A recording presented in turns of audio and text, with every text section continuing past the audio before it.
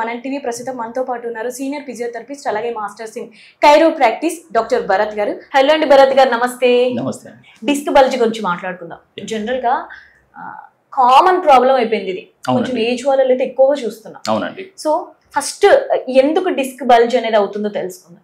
Okay, so disc bulge గురించి తెలుసుకునే ముందు అసలు డిస్క్ అంటే ఏందో మనం ఒకసారి క్లియర్ గా తెలుసుకుందాం. సో జనరల్ గా డిస్క్ అనేది ప్రతి ఒక్క వెన్నుపూస మధ్యలో బోన్ కి మధ్యలో ఒక డిస్క్ అనేది ఒక స్ట్రక్చర్ ఉంటుంది. ఇది ఒక jelly like structure, soft structure ఇది. ఓకేనా. బోన్ అనేది మనకి హార్డ్ స్ట్రక్చర్. ఓకేనా అండి. సో మనకి వెన్నుపూసలో కంప్లీట్ గా 33 వెన్నుపూసలు ఉంటాయి, బోన్స్. అండ్ వాటిల్లో వచ్చేసి 23 డిస్కులు ఉంటాయండి. ఓకేనా. ప్రతి బోన్ మధ్యలో ఈ డిస్క్ అనే స్ట్రక్చర్ ఒకటి ఉంటుంది. సో ఆ డిస్క్ అనేది ఎలా అంటే ఇలా 2 టైప్స్ ఆఫ్ డిస్కులు ఉంటాయండి. దీని చుట్టూను అవుటర్ లేయర్ ఒకటి ఉంటుంది, దీన్ని యాన్యులస్ ఫైబ్రోసిస్ అని అంటారు. అండ్ లోపల జెల్లీ లైక్ స్ట్రక్చర్ ఇంకోటి ఉంటుందండి, దీన్ని న్యూక్లియస్ పల్పోసిస్ అని అంటారు. ఓకేనా. సో జనరల్ గా ఈ డిస్క్ అనేది బోన్ కి మధ్యలో ఉంటుంది కాబట్టి ప్రతి ఒక్క వెన్నుపూస బోన్ కి మధ్యలో ప్రెషర్ ఎక్కువైపోయి ఇంటర్వర్టిబ్రల్ ప్రెషర్ అని అంటాం. ఆ ప్రెషర్ ఎక్కువైపోయి ఈ డిస్క్ అనేది ఒత్తిడికి గురై అది బయటికి లీక్ అవుతా ఉంది. ఫర్ ఎగ్జాంపుల్ ఒక బర్గర్ ఉందనుకోండి, రైట్. బర్గర్ పట్టుకొని మనం గట్టిగా ప్రెస్ చేస్తే ఏమైతుంది, దాంట్లో ఉన్న చీజ్ అంతా బయటికి వచ్చేస్తుంది.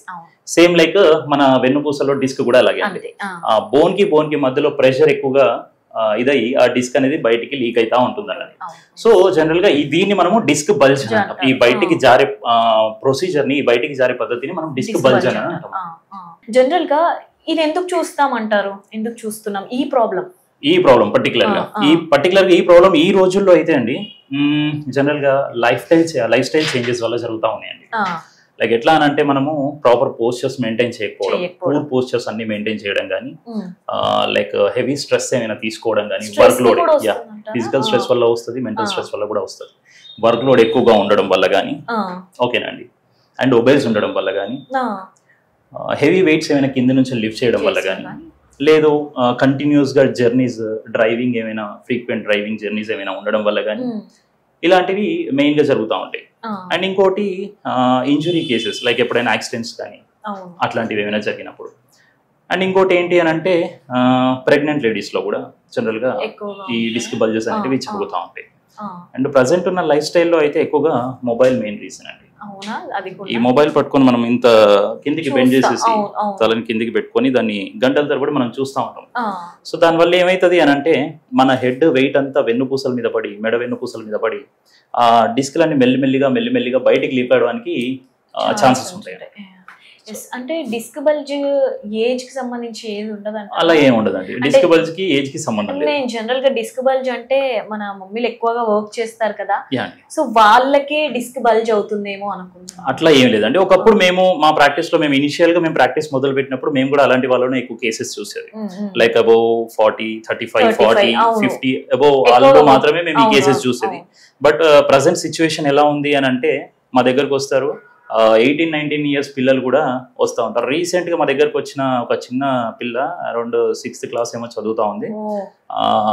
స్కూల్ కా బ్యాగ్ మోసి తన హెడ్ అంతా ఇలా ఫార్వర్డ్ పోస్టర్ పెట్టేసి నెక్ అంతా హంప్ వచ్చేసి డిస్క్ బల్జెస్ వచ్చేసి చిన్న పాప. సో దీనికి ఏజ్ తో సంబంధం లేదు. ఇక్కడ ఎందుకు అవుతున్నాయి అని అంటే హెవీ ప్రెషర్, ఇంప్రాపర్ పోస్చర్స్, వీటి వల్ల జనరల్ గా జరుగుతా ఉంది. జనరల్ గా డిస్క్ బల్జ్ అనేది డేంజరే అంటారా? యా అండి. ఇది ఇనిషియల్ స్టేజ్ లో మనం డయాగ్నోసిస్ చేసి ట్రీట్మెంట్ ఇస్తే కనుక సేఫ్ అండి. లేదు ఇది ఇంకా కంప్లీట్ గా గ్రాడ్యువల్ గా డిటోరేట్ అవుతుంది, ప్రాబ్లం ఇంకా పెరుగుతా ఉంది అని అంటే కనుక డేంజర్. ఎలా తెలుసుకోవాలి? సింటమ్స్ ఎలా ఉంటాయి అంటే మనకి జనరల్ గా పెయిన్ వస్తే సర్లే బ్యాక్ పెయిన్ ఇంకేదో లైట్ తీసుకుంటాం. యా అండి. సో సిమ్టమ్స్ ఎట్లా ఉంటాయనండి, ఫస్ట్ డిస్క్ బల్జ్ వచ్చినప్పుడు సిమ్టమ్స్ లోకలైజ్డ్ పెయిన్ ఉంటుంది. అంటే ఏ పర్టికులర్ ఏరియాలో డిస్క్ బల్జ్ జరుగుతా ఉందా అనే దాన్ని బట్టి మెయిన్ గా మెడల్లోనూ నడుములోనూ డిస్క్ బల్జెస్ జరుగుతాయి. సో ఏ పర్టికులర్ ఏరియాలో డిస్క్ బల్జెస్ జరుగుతున్నాయో అనే దాన్ని బట్టి మనకి సిమ్టమ్స్ అనేటివి ఉంటాయి. సో ఫర్ ఎగ్జాంపుల్ నెక్ తీసుకుందాం మనం. మెడలో కనుక డిస్క్ బల్జెస్ జరిగింది అనుకోండి, ఆ పర్టికులర్ ఏరియా అంతా వీక్ అయిపోతా ఉంటాయి, మజిల్ అంతా సోర్ అయిపోతా ఉంటుంది, స్టిఫ్నెస్ పెరుగుతుంది, అండ్ మూమెంట్ రెస్ట్రిక్ట్ అవుతుంది, పూర్తి మూమెంట్ ఉండదు, మూమెంట్ రెస్ట్రిక్ట్ ఉంటుంది. ఏదైనా పని చేస్తున్నా కూడా డిస్కంఫర్ట్ ఎక్కువగా ఉంటుంది, కాన్సన్ట్రేషన్ ఉండదు.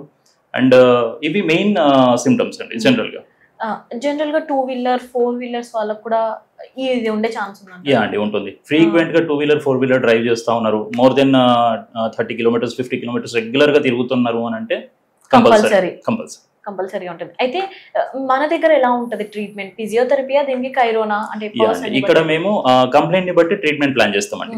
ఫర్ ఎగ్జాంపుల్ మైనర్ ఇష్యూ ఉంది అని అంటే గనక బేసిక్ ఫిజియోథెరపీతో పెయిన్ మేనేజ్మెంట్ తో మేము దాన్ని క్లియర్ చేస్తాం. ఫర్ ఎగ్జాంపుల్ కంప్లైంట్ కొంచెం పెద్దగా ఉంది, లేదు ఇందాక మీకు చెప్పినట్టుగా వెన్నుపూసలు అటు తిరిగి ఉన్నాయి ఇటు తిరిగి ఉన్నాయి అని అంటే గనక వాటికి మనము కైరోప్రాక్టిక్ ఇంప్లిమెంట్ చేస్తాం. సో ఇలా ఉంటుంది. సివియారిటీని బట్టి మనం ట్రీట్మెంట్ ప్లాన్ చేస్తూ ఉంటాం ఇక్కడ. అంటే డిస్క్ బల్జ్ సయాటికా రెండు ఒకటే అంటారా? జనరల్ చాలా మంది డౌట్ ఉంటుంది. యా అండి, ఈ గుడ్ డౌట్ యాక్చువల్లీ. అయితే డిస్క్ బల్జ్ సయాటికా వేరు వేరు. యాక్చువల్ గా డిస్క్ బల్జ్ వల్ల వచ్చే కంప్లైంట్ ని సయాటికా అని అంటాం మనం. డిస్క్ వల్ల వచ్చేదాన్ని sciatica. Disc bulge for example lower back లో డిస్క్ బల్జ్ అవుతుంది అనుకోండి, దాని వల్ల అక్కడ ఉన్న నరం ఒత్తిడికి గురైతే దాన్ని సయాటికా అని అంటాం. సయాటికా అనేది ఒకే లెగ్ నుంచి స్ట్రైట్ గా వస్తే సయాటికా అని జనరల్ గా నేను విన్నాను. అవునండి. యా, అయితే ఇక్కడ సయాటికా అనేది ఒక కంప్లైంట్ అండి. దీనికి పేరు ఎందుకు వచ్చింది అని అంటే మన బాడీలోనే లార్జెస్ట్ నర్వ్ ఒకటి ఉంటుంది, అది సయాటిక్ నర్వ్. సయాటిక్ నర్వ్ ఇది సయాటికా లెక్క ఎట్లా అవుతుంది అని అంటే లైక్ ఇందాక చెప్పుకున్నట్టుగా నడువులో వెన్నుపూసల్లో L4, L5, L5, S1 అనే వెన్నుపూస భాగాలు ఉంటాయి.